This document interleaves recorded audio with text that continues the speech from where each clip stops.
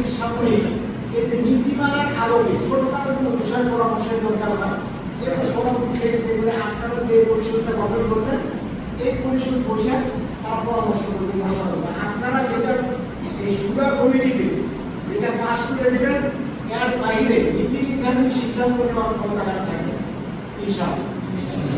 আর আরেকটা বিষয়, এখানে সভাপতি হয়েছে, সেক্রেটারি হয়েছে, কেউ ক্যাশিয়ার হয়েছে, কেউ সাংগঠনিক সম্পাদক হয়েছে। আসলে পদটা তো সীমিত, এখানে সভাপতি হওয়ার মতো অনেক কাজের ব্যক্তি আছে, এখানে সেক্রেটারি হওয়ার মতো অনেক কাজের আলোচনা অবস্থা